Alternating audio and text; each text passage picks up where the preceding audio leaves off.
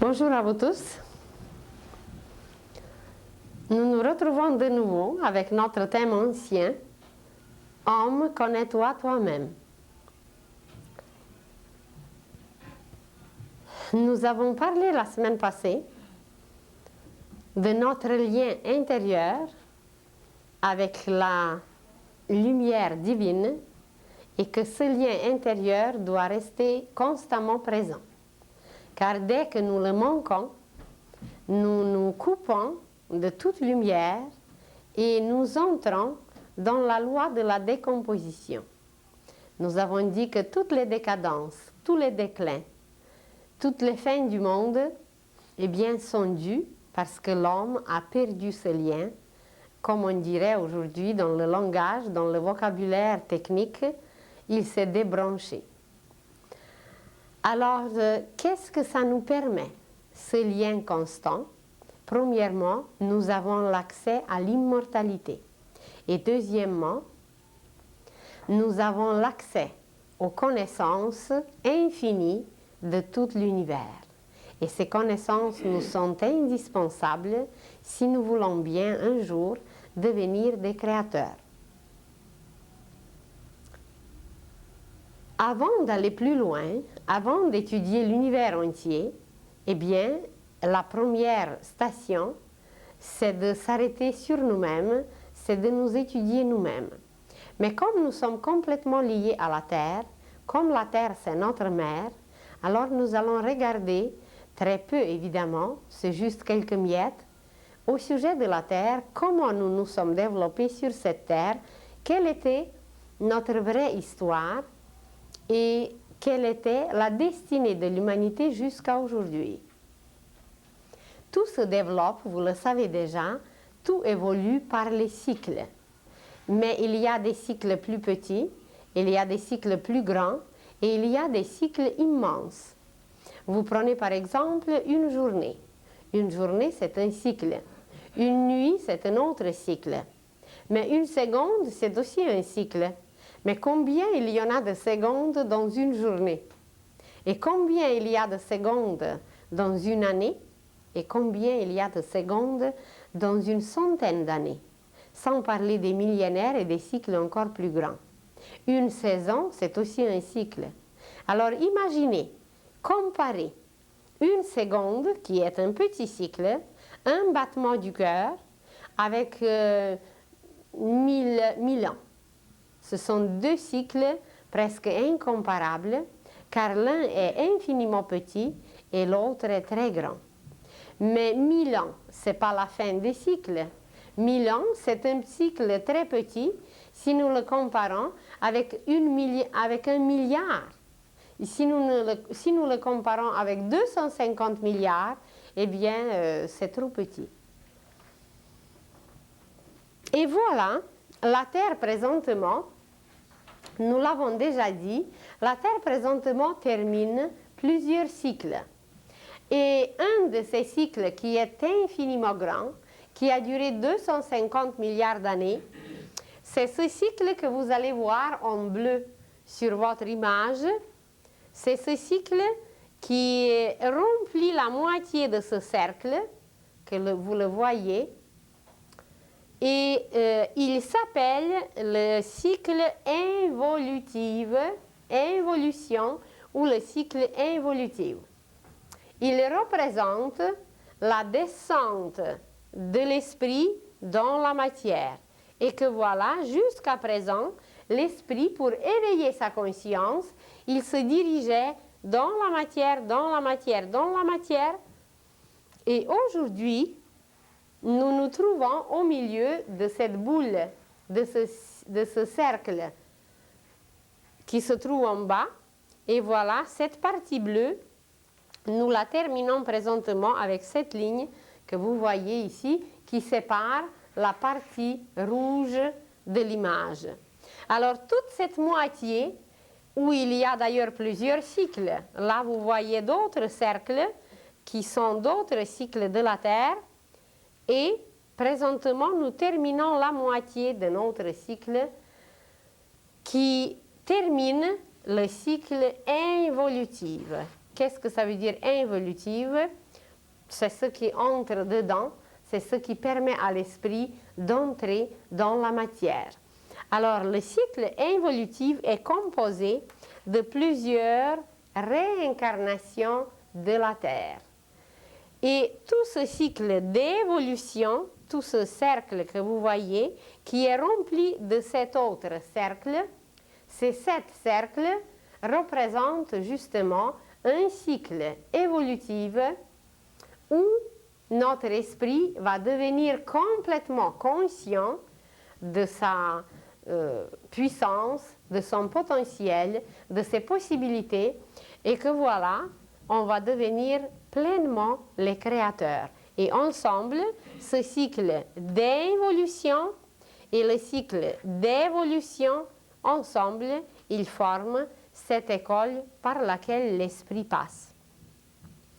Vous allez dire, oui, mais c'est très long, c'est trop grand, et comment ça se manifeste sur nous dans notre vie? Nous, on vit une vie quotidienne de tous les jours, et ce sont des cycles tellement immenses qu'on n'a aucune idée de ces cycles. Eh bien, notre vie au complet est très liée à ce cycle, car ce qui nous touche sans cesse, c'est la Lune.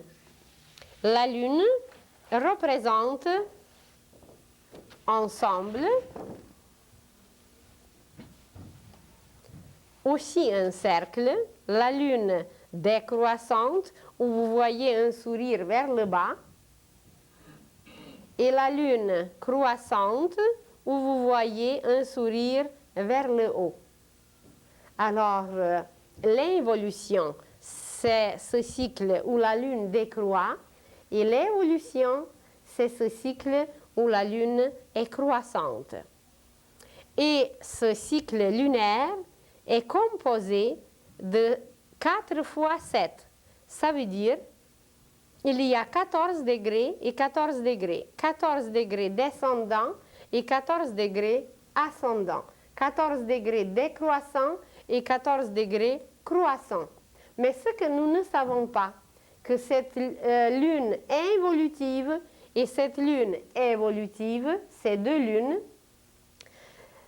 degré par degré, chaque degré sont attachés par les nerfs qui se trouvent tout au long de notre colonne vertébrale, et à travers ces nerfs, chaque degré de la lune agit sur nous.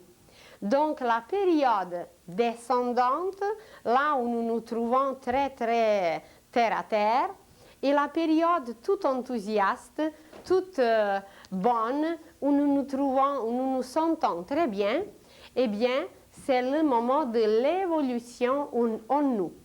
Et à travers ces moments involutifs et évolutifs, l'homme passe sans cesse dans toute sa vie quotidienne. Chaque fois que nous sommes émerveillés, chaque fois que nous sommes enchantés, chaque fois que nous sommes enthousiastes, c'est le principe, c'est le cycle évolutif qui s'exprime à travers nous.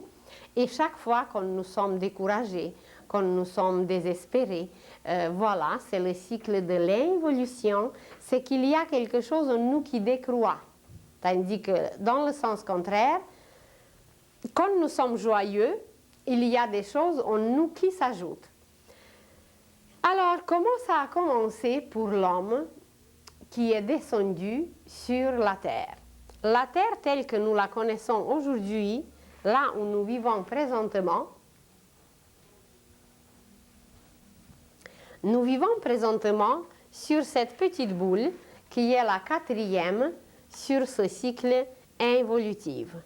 Mais l'homme, pour la première fois, il est descendu sur cette boule que vous voyez en premier, sur cette sphère. Et cette sphère, là nous la verrons peut-être mieux sur une autre image, elle s'appelait l'ancienne Saturne. L'ancienne Saturne, c'était la première incarnation de la Terre, mais la Terre n'était pas encore solide. La Terre était une boule de chaleur. C'était même pas le feu, mais c'était une boule de chaleur. Et dans cette boule de chaleur, notre esprit est descendu pour la première fois. Ça a duré des milliers et des milliers d'années. L'ancien Saturne, ce n'est pas Saturne d'aujourd'hui, c'est le nom de la Terre dans une autre incarnation. Et sur cet ancien Saturne, l'homme, on ne peut pas dire qu'on était les hommes, on était dans un état de conscience qui est comparable à l'état de coma.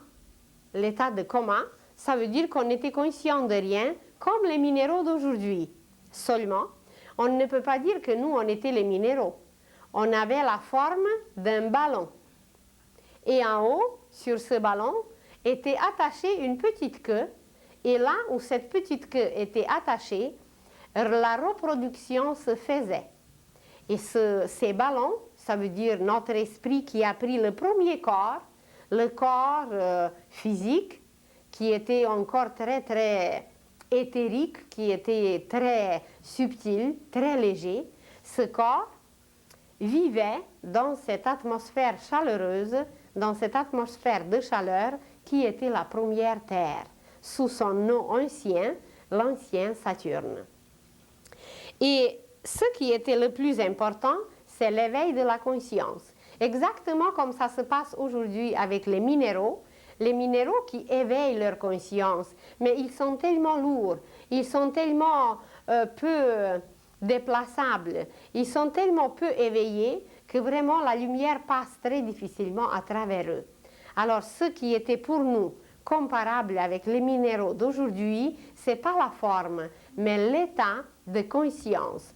Nous étions complètement, non seulement endormis, mais comme dans un état de coma, et que voilà, le premier corps de l'esprit flottait dans cette atmosphère de chaleur et il évoluait pendant des milliers et des milliers d'années.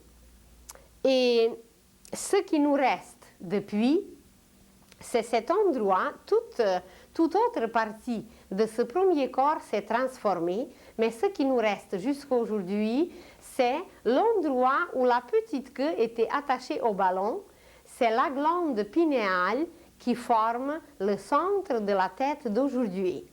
La science ne connaît pas encore cette glande, elle ne connaît pas du tout ses possibilités, car l'homme va devenir créateur grâce à la glande pinéale. Elle reste encore aujourd'hui inconnue, et pourtant il y a beaucoup d'autres glandes dans le corps, mais aucune de ces glandes n'est pas encore vraiment connue, parce qu'il reste des parties en nous qui ne sont même pas connues médicalement, anatomiquement, scientifiquement. Alors c'est tout à étudier. Donc au centre de notre tête se trouve une glande extraordinaire, nous ne la connaissons pas encore, mais l'humanité, la science, la médecine vont nous apprendre l'importance de cette glande. À l'époque suivante, alors comment ça se passe? Cette première réincarnation de la Terre, ça veut dire une école, tout simplement une école. On en a déjà dit que l'esprit descend dans la matière, que la matière sert de l'école. Et que la première école qui était bâtie pour nous, c'était cette planète de chaleur. Et cette planète de chaleur, il fallait qu'elle se transforme. Alors pour se transformer, pour transformer une maison chez nous, si elle est trop vieille, si le système de chauffage, le système de communication, le système de plomberie, de tous ces systèmes qui remplissent une maison, si ça ne correspond plus avec une époque, eh bien on démolit la maison et on rebâtit une autre. Et c'est exactement de cette façon que ça se passe dans l'univers.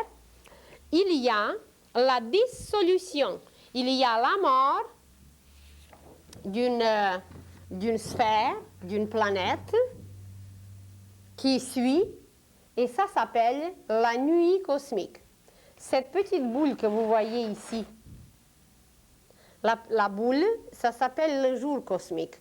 Et cette boule correspond aux sphères que vous avez vues sur l'autre image. Alors, le jour cosmique, c'est quand une planète est en incarnation et quand tous les esprits l'habitent. Ça, c'est l'incarnation ou la vie d'une planète.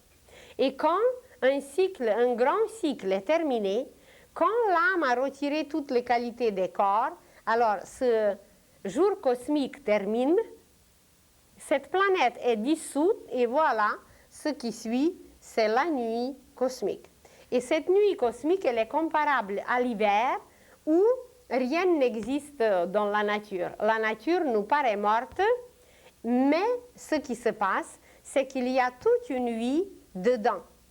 Pendant cette nuit cosmique, toute une vie qui se produit, qui se passe à l'intérieur, ça veut dire au sol, dedans. Imaginez qu'à l'automne, on place la semence dans le sol et en apparence, aucune vie n'existe. Mais pendant l'hiver, une intensité extraordinaire existe dans le sol parce que la petite semence qui était placée dans le sol, elle commence à s'imbiber des matières, des minéraux, des forces. Et non seulement ces matières sont attirées de la Terre, mais de l'univers entier, des constellations, des signes du zodiaque, des étoiles. Et ces puissances sont attirées de plus en plus pour faire croître la petite semence. Alors, un hiver semblable, seulement beaucoup plus durable, commence pour une planète quand elle était dissoute, quand elle était morte. Toute la matière est dissoute, elle est pulvérisée, elle n'existe plus. Et dans ce cas, ce qu'on appelle, ce qui survient, c'est une nuit cosmique. Et après la première nuit cosmique, il y a une nouvelle école qui est apparue, une nouvelle école qui a été bâtie pour les êtres humains en évolution. On ne peut pas dire qu'on était déjà des humains. On n'était pas des humains et notre forme a changé. La forme qui était comme un ballon auparavant, elle est devenue un peu semblable à une bouteille qui a en haut une tête et puis cette tête en bas a un corps qui est assez prolongé, ce n'est plus un ballon. Et l'atmosphère s'est transformée, cette chaleur qui était auparavant juste comme une matière tout simplement chaleureuse, elle s'est condensée davantage et c'était une planète surtout pleine de gaz. C'était une planète gazeuse, si on peut dire ainsi, et elle s'appelait l'ancien Soleil.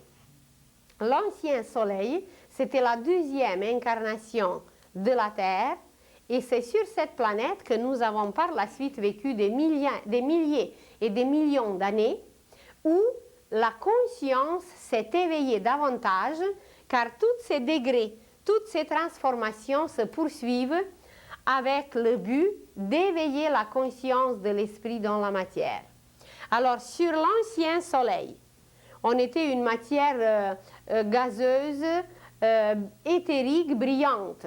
Alors, peut-être à cause qu'on brillait un peu, qu'on nous appelait l'ancien Soleil, mais ça n'a rien à voir avec le Soleil d'aujourd'hui. C'était juste le nom de notre planète. Et voilà, ce qui était le plus important, c'est cet éveil de la conscience.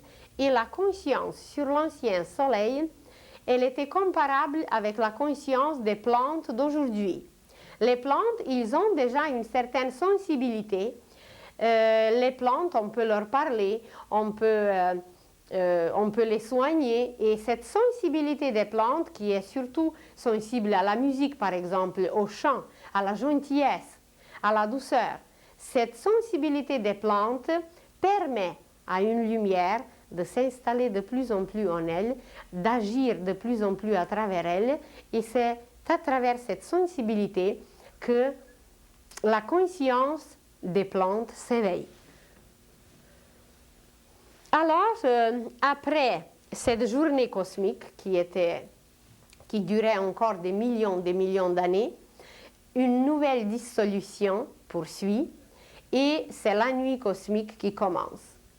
Et après une longue nuit cosmique où une nouvelle préparation se fait, comme une vieille bâtisse qui était de nouveau détruite pour rebâtir une nouvelle, alors pendant qu'elle apparaît, il y a toute une préparation qui se fait. Vous le savez que chaque bâtisse, pour qu'elle soit bien bâti, c'est les fondations qui comptent. Si les fondations sont bonnes, tout va bien aller. Mais si les fondations ne sont pas solides, alors la maison va s'écrouler. Et voilà, pendant la nuit cosmique qui est entre les deux sphères, qui est entre les deux boules, dans la durée évidemment, c'est la préparation, c'est les fondations qui sont placées et grâce à ces fondations, grâce à cette préparation, grâce à ces racines, à ce travail dans les racines, comme chez nous en hiver, une nouvelle incarnation de la planète apparaît. Et la réincarnation suivante de la planète Terre s'appelait l'ancienne Lune. L'ancienne Lune. Et à travers les états de conscience que l'âme développait de plus en plus, à travers cette sensibilité qui se manifestait de plus en plus. Alors, quand on était sur l'ancien Saturne, c'est seulement le corps physique qui existait. Ce ballon qu'il y avait, comme une montagne aujourd'hui, elle n'a aucune encore sensibilité, elle n'a pas de sentiment, elle n'a pas de pensée, c'est juste le corps physique qui existe. Donc chez l'homme, en évolution, on n'était pas les hommes, chez cette créature en évolution, il y avait seulement une enveloppe physique. Il n'y avait rien d'autre. Il n'y avait aucune sensibilité au niveau des terres, il n'y avait pas de sentiment, il n'y avait pas de pensée. Mais ce qui s'ajoute à travers chaque sphère, à travers chaque nouvelle incarnation de la Terre, c'est qu'un nouveau vêtement, un nouveau corps commence à se bâtir, à se tisser à travers les acquisitions, les expériences qu'on possède, parce que ces nouvelles expériences éveillent la conscience et la conscience a besoin de s'exprimer par la sensibilité qui est apparue sur l'ancien soleil. Ce n'est pas seulement le corps physique qu'on avait, mais on avait aussi une sensibilité à travers le corps éthérique. C'est le corps éthérique qui est apparu sur l'ancien soleil. Ça veut dire le corps physique était pénétré d'un double qui lui apportait une nouvelle vitalité. Et comme vitalité est liée au soleil, alors c'est peut-être pour ça que la planète portait le nom du soleil, parce que c'est toute vitalité qui est diffusée à travers l'univers entier. Et qu'est-ce que ça veut dire Saturne? Saturne, c'était un dieu grec qui mesure le temps.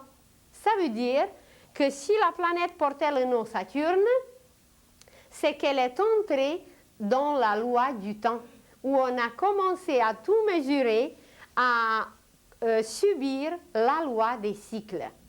Alors, Saturne veut dire tout simplement mesurer le temps.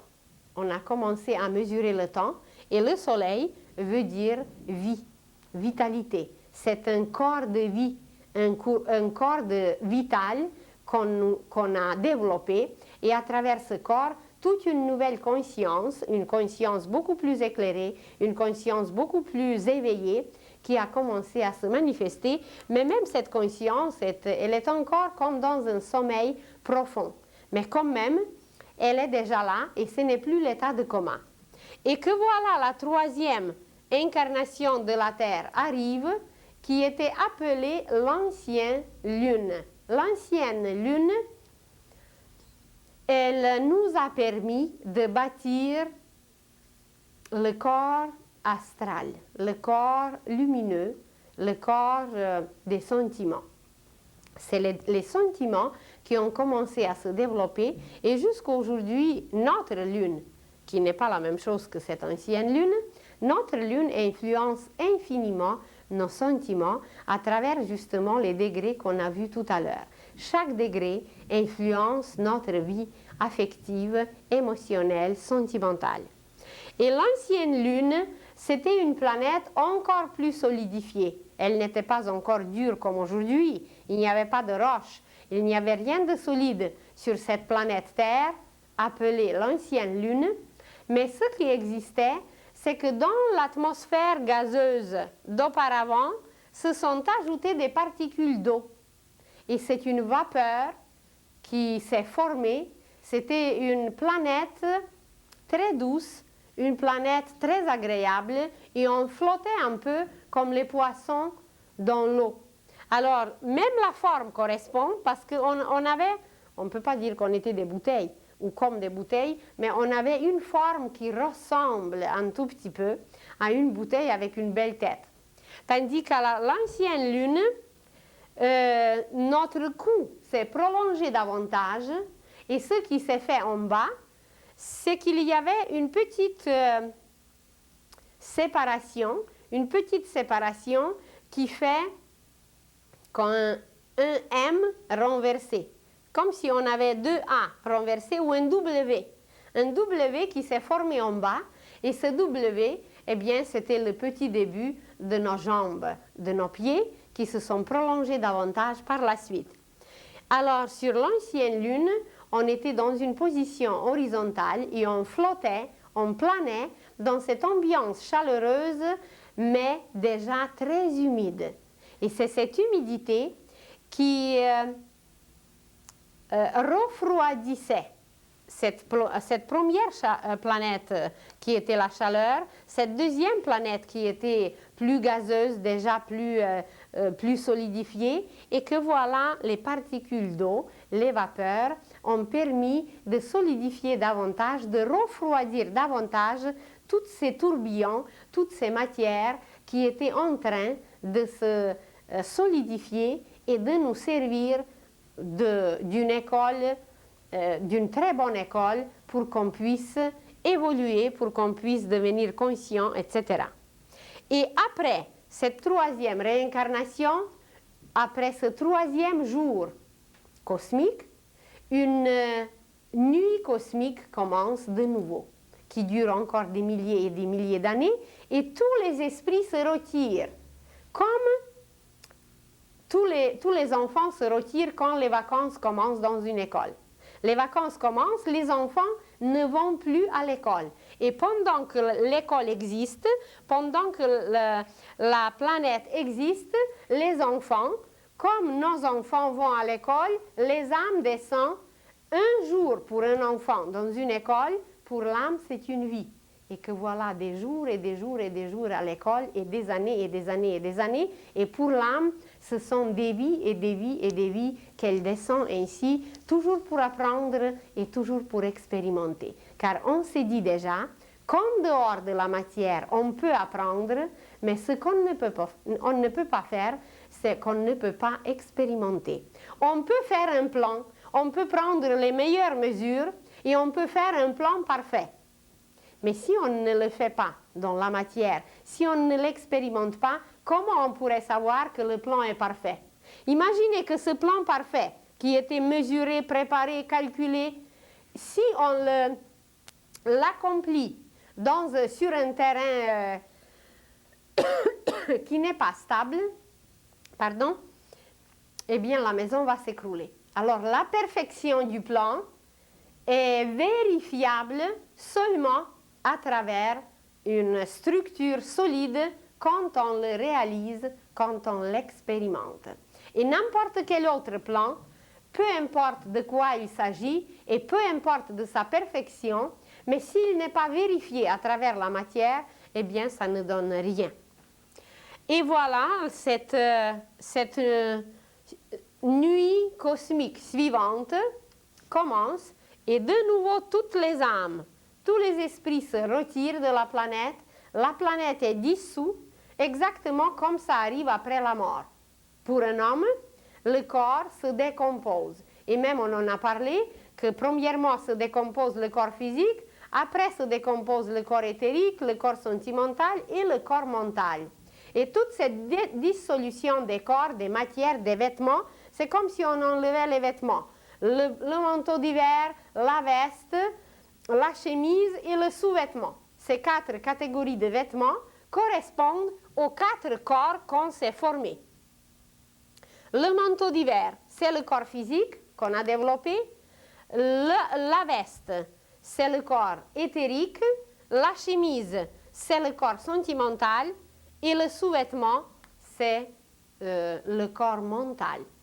Et vous allez dire pourquoi on a commencé par le manteau d'hiver. Bien parce qu'on est entré en plein hiver. On n'avait pas encore la chemise qui était faite. On est entré dans le temps Et pour l'âme, pour l'esprit, le temps, c'est le froid. C'est une froideur inimaginable et que voilà, il fallait nous bien vêtir, au moins comme ça en gros, et par la suite, on s'est préparé d'autres vêtements. Et après l'ancienne lune, tout était de nouveau désagrégé et les âmes en attente recommencent à revenir quand une nouvelle école est bâtie, quand une nouvelle planète apparaît. Et ce qui est arrivé sur notre planète Terre, qui porte le nom Terre présentement, c'est que cette vapeur, cette eau qui remplissait l'atmosphère, elle a attiré, elle a absorbé, l'eau a absorbé, les particules d'eau ont absorbé toutes les matières pulvérisées dans l'air et que ça a permis de solidifier ces matières, de les durcir. Et un nouvel élément s'est ajouté, c'est l'élément terre. Et sur cet élément terre, voilà, nous nous trouvons aujourd'hui et nous sommes arrivés à la moitié de cette époque, à la moitié de la réincarnation présente de la terre. Et quand Jésus parlait de 4 incarnations, quand Jésus parlait de 4 vies, eh bien, c'est de ces 4 incarnations qu'il parlait. J'avais l'occasion une fois de parler avec un religieux qui me mentionnait ce texte. Je ne me rappelle pas exactement dans quel évangile il se trouve, mais Jésus parlait de 4 jours. Jésus parlait de 4 incarnations et ce religieux était prêt à admettre qu'il y a 4 vies, qu'il y a 4 réincarnations, mais pas plus. Évidemment, jusqu'aujourd'hui, c'est très exact. Pour la Terre, il y a 4 incarnations, mais par la suite, il y aura d'autres. Et alors, nous nous trouvons aujourd'hui sur la Terre qui termine sa moitié. La Terre termine sa moitié. Mais nous, si notre conscience est plus éveillée, ce n'est pas nécessaire que nous nous trouvons sur cette ligne. Nous, on a pu déjà peut-être traverser cette ligne de l'involution, comme on a dit tout à l'heure. C'était l'involution, la descente. Et si l'involution est terminée, et si nous avons déjà commencé une évolution, une montée, une ascendance, eh bien, nous avons déjà traversé cette frontière et il n'y a plus pour nous de frontières. Nous devenons un être terrestre. Et tous les êtres qui ont accompli un travail pour la Terre entière, c'est cette ligne-là, justement, que vous voyez ici, la période de l'involution termine et on entre dans l'évolution, par exemple, Mère Teresa, par exemple, Schweitzer, par exemple, Gandhi, tous les êtres, les grands pacifistes, les grands humanitaires qui n'avaient plus de frontières. C'était déjà des citoyens de la Terre, même s'ils sont nés dans un pays et même si leur pays est fier qu'un tel être est né dans leur pays, mais c'était en réalité déjà les citoyens planétaires qui ont traversé la dernière frontière. Les frontières existent chez nous, c'est parce que les humains n'ont pas traversé cette dernière frontière.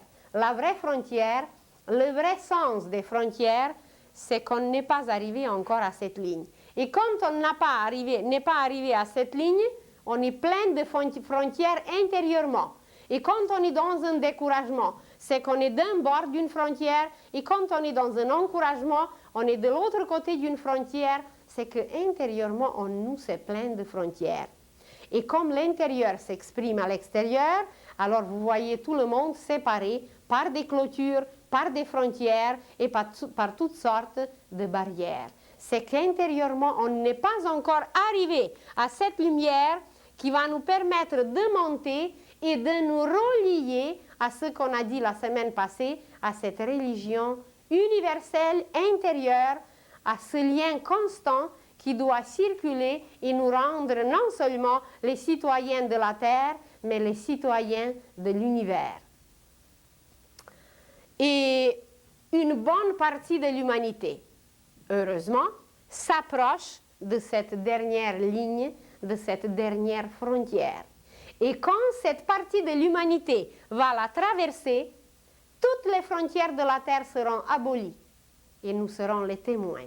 C'est ça qui est extraordinaire, que dans cette vie, nous serons les témoins comment les frontières seront abolies.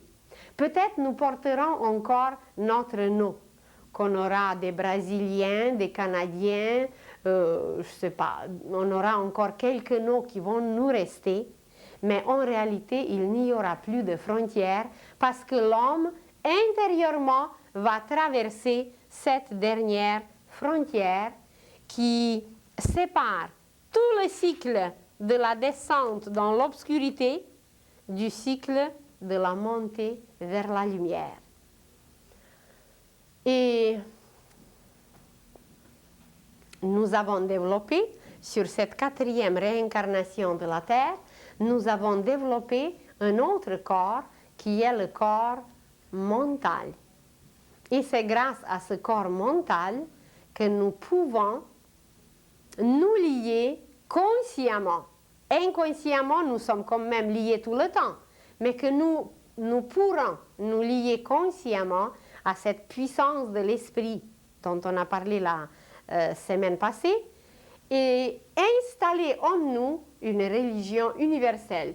En réalité, ça ne sera plus une religion parce qu'elle va relier une science intérieure, cette conscience intérieure, avec des réalisations divines.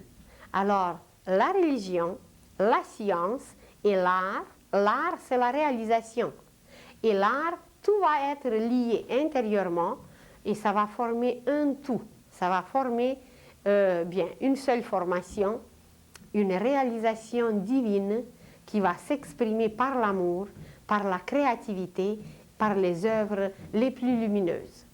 Alors, la destinée de l'homme, elle est tellement extraordinaire qu'il n'y a pas de mots pour la décrire.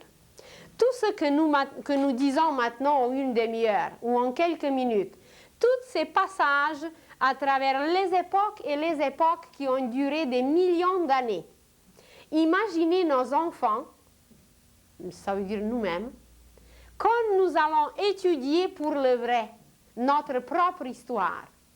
Ce n'est pas quelques révolutions quelque part, ce n'est pas quelques petites transformations sur la Terre qu'on les étudie aujourd'hui et que chaque changement de régime change l'histoire. J'en suis témoin parce que j'ai étudié l'histoire en Russie où tout est présenté différemment.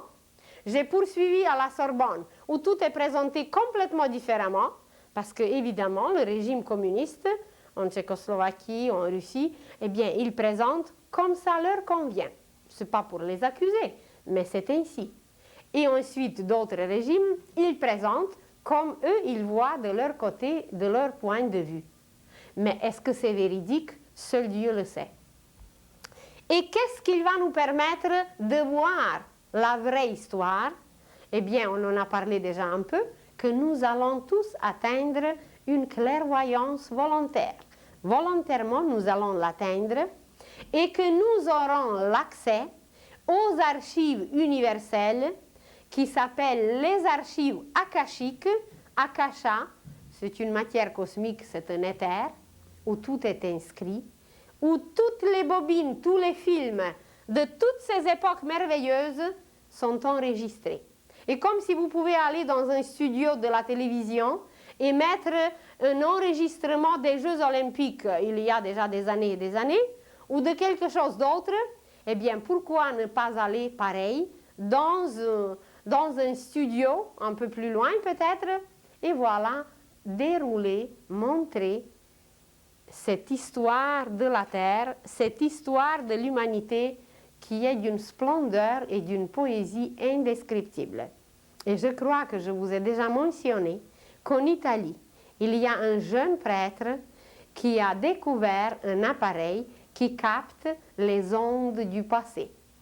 Et que si déjà l'appareil est là, on aura sûrement d'autres appareils qui vont nous permettre de voir les films, mais les films les plus véridiques. Et ce n'est pas pour rien que le cinéma d'aujourd'hui passe par une dégringolade inimaginable et que le cinéma d'aujourd'hui est devenu tellement,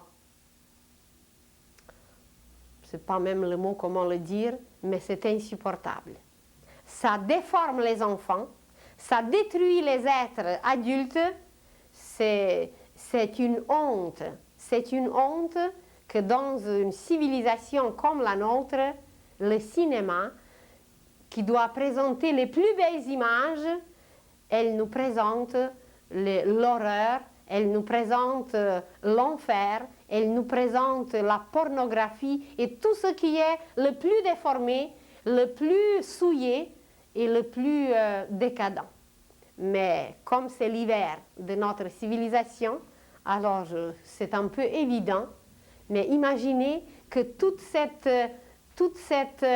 présentation moisie, pourrie, souillée, prostituée, ça va être remplacé par une splendeur dont on n'a aucune idée, mais il faut un peu être digne de cette beauté, car nous n'avons aucune idée à quel point notre histoire est belle. Et on invente aujourd'hui des histoires invraisemblables parce qu'on a coupé ce lien avec cette vraie histoire. Et quand on va se rebrancher et quand on va retrouver ce lien avec le vrai, eh bien nous serons éblouis par la splendeur de notre propre histoire. On n'aura pas besoin d'inventer des monstres. On n'aura pas besoin de présenter à nos enfants des horreurs qu'ils ne peuvent plus dormir après, mais qu'on nous montrera notre propre image parce qu'on était créé à l'image de Dieu. Et pourquoi inventer aujourd'hui des monstres que Dieu n'a pas créés, mais que l'homme crée parce qu'il s'est débranché, il s'est appauvri, il meurt de faim, il n'a plus de lumière, alors que la splendeur et la beauté est là, à la portée de tous. Et heureusement que nous sommes capables dans cette vie de devenir les témoins de notre propre splendeur et de notre propre histoire qui est d'une véracité, qui est d'une grandeur, il n'y a pas d'autre mot, c'est divin. C'est divin, mais malheureusement, on n'est pas digne encore pour cette splendeur, pour cette beauté, parce que même le prêtre dont je vous parle, qui a découvert l'appareil pour capter déjà cette splendeur, ils ont photographié la vie de Jésus en détail. Pourquoi nous ne méritons pas encore de voir la vie de Jésus en détail? Bien, c'est parce qu'on est tout prêt à profaner tout et à prostituer. Et comme Jésus, c'est le symbole de l'amour, c'est le principe de l'amour, pour parler de l'amour, il faut avoir une attitude sacrée. Il faut avoir une dignité intérieure qui nous permet de le voir. Autrement, nous ne verrons rien. Et alors, à cause de ça probablement, l'appareil se trouve aujourd'hui dans les caves. Il est entouré de toutes sortes d'affaires qui le protègent parce que l'homme est encore prêt à l'utiliser pour détruire l'autre au lieu de l'utiliser pour s'embellir lui-même et pour regarder le vrai côté de soi-même, de son histoire. Alors, cette histoire merveilleuse de l'humanité, de la terre, nous attend. Et c'est à nous de travailler pour être dignes de recevoir qu'on nous dévoile. Imaginez un élève quelque part dans une école qui est le meilleur, qui est excellent, et qu'on l'envoie dans un autre pays de passer les meilleures écoles, et qu'on le prend même à des réunions extraordinaires, alors là où les autres n'ont pas l'accès, lui, il a l'accès, bien parce qu'il est le meilleur, tout simplement. Alors, qu'est-ce que ça demanderait de nous présentement? Être comme ceux qui gagnent aux Jeux Olympiques les premiers prix, être les meilleurs. Je ne dirais pas encore qu'on est des héros, parce que ce n'est pas encore là, mais on va devenir des héros, on va tout affronter, on va se regarder nous-mêmes dans le miroir et on va se demander comment se brancher avec ce monde splendide qui peut nous tout dévoiler et qui peut nous tout montrer. Et quand nous allons traverser cette ligne dont on a parlé, quand nous allons traverser cette ligne, nous allons entrer dans le cycle évolutif et dans ce cycle évolutif, eh bien, il nous attend des surprises et des surprises. Parce que quand on va terminer cette incarnation sur la Terre, pas celle-là, notre vie, on vivra encore des vies et des vies et des vies sur la planète Terre, elle va durer encore très longtemps. Elle n'est qu'à sa moitié. Et quand elle va se désagréger, l'homme qui est aujourd'hui sur la Terre, dans la matière la plus solide, il a touché le fond de la matière solide, à la réincarnation suivante de la Terre qui va s'appeler Jupiter. Vous allez dire comment on le sait, comment elle va s'appeler. C'est tout simplement une maman qui attend un bébé, elle peut lui donner déjà le nom. Et même si elle ne l'attend pas, elle sait qu'elle aimerait avoir un garçon ou une fille qui s'appellera comme ça. Alors, elle choisit le nom déjà avant. Et dans l'univers, tout est choisi déjà à l'avance. Alors, la prochaine réincarnation de la Terre va s'appeler Jupiter. Et sur Jupiter, nous vivrons dans l'air. Nous vivrons dans l'éther. Nous ne serons plus attachés à la matière. Nous pourrons encore marcher peut-être. Mais nous allons laisser la terre solide, aux animaux, qu'on aide à évoluer aussi. Et nous allons vivre, nous allons nous déplacer tout simplement dans l'éther cosmique. Nous allons parcourir les distances comme si rien n'était. Et avant d'arriver là, de vivre dans l'éther, de vivre dans l'air, de se détacher, déjà sur la terre, ici, encore sur la terre solide, l'homme futur qui aura des bâtisses superbes, splendides, imaginez qu'on n'utilisera même pas l'électricité. On n'utilisera aucun éclairage. L'homme, quand il entrera dans sa maison, par son aura, il va tellement éblouir tout que non seulement il va éclairer la maison, mais il va pénétrer la matière pour la chauffer. Il va faire des transformations qu'aujourd'hui, même le mot miracle ne suffit pas parce qu'il va faire beaucoup plus que des miracles. Miracle, c'est quelque chose que nous ne connaissons pas. Mais on va être des vrais connaisseurs de tout. Et l'homme, vraiment, il n'y a pas de mots aujourd'hui pour décrire ce que l'homme va vivre, ce que l'on va manifester et ce que l'on va réaliser sur la Terre. Et pas après Jupiter, l'homme va vivre sur une autre planète qui va s'appeler Vénus. Ça va être notre planète. Ce n'est pas la Vénus qu'on la connaît loin de nous. C'est notre planète qui portera ce nom plus tard. C'est tout simplement l'amour, qu'on vivra un amour extraordinaire. Et la dernière réincarnation dans ce cycle, il ne faut pas oublier que c'est un cycle, dans ce cycle s'appellera Vulcain. Vulcain, eh bien, nous allons devenir des vrais créateurs, nous allons devenir des esprits extraordinaires, qu'on va participer à un travail cosmique inimaginable. Mais ça, c'est un cycle. Et la planète comme telle, et les êtres humains qui vont atteindre un degré très très supérieur de conscience, il y a une poursuite par après. Alors imaginez qu'après qu'on a fini ce cycle ici, c'est comme si le petit point qu'on arrive là en haut, ici en haut, on arrive, le petit point recommence et ça va faire un autre cercle qui interpénètre celui-là. Et quand on va refaire un autre cercle, on va arriver à un autre point quelque part ici en haut et on va recommencer un autre. Mais si nous regardons d'en haut ça veut dire de l'autre bout, cette image, ça va donner une spirale. Ça veut dire un cercle fini en apparence, mais il continue immédiatement. Et il arrive au point de départ et il continue de nouveau, mais toujours sur un palier plus haut, toujours sur un palier plus haut et toujours sur un palier plus haut. Alors, c'est à l'infini. Et comme Jésus nous a dit, soyez parfaits comme notre Père céleste est parfait, le chemin de la perfection est infini.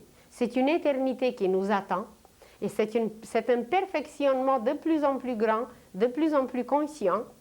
Et quand on touche cette ligne dont on a parlé, quand on touche cette ligne, c'est comparable avec un plongeon, c'est ça, quand on saute dans l'eau. Alors on a plongé et on a touché le fond. Et voilà, l'esprit a plongé dans la matière quand on a commencé le cycle, ce grand cycle, et voilà, là, on est arrivé pour toucher la matière au fond. Et quand on a touché le fond, qu'est-ce qu'on fait? Eh bien, on remonte. Et c'est ça qu'on va faire, nous. On va remonter de nouveau.